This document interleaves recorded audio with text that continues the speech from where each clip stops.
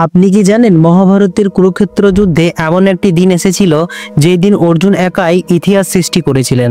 সেই দিন ছিল জয়দ্রথ বধের দিন। দ্রোণাচার্যের নেতৃত্বে কৌরবরা একটি ভয়ঙ্কর যুদ্ধ বিনাশ করেছিল, যার নাম চক্রব্যূহ।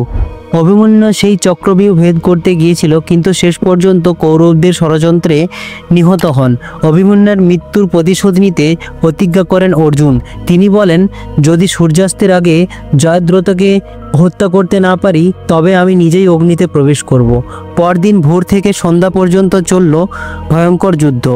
অর্জুন একাই হাজার হাজার সৈন্য, অসংখ্য রথী ও মহারথীকে পরাজিত করে জয়দ্রথের দিকে এগিয়ে যান।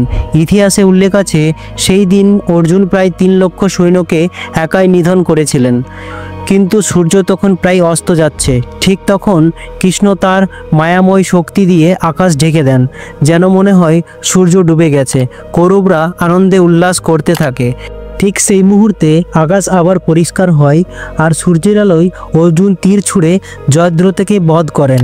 এই ঘটনায় মহাভারতের অন্যতম সর্বশ্রেষ্ঠ কৌশল এবং যুদ্ধ বিজয় হিসেবে আজও স্মরণীয় হয়ে আছে।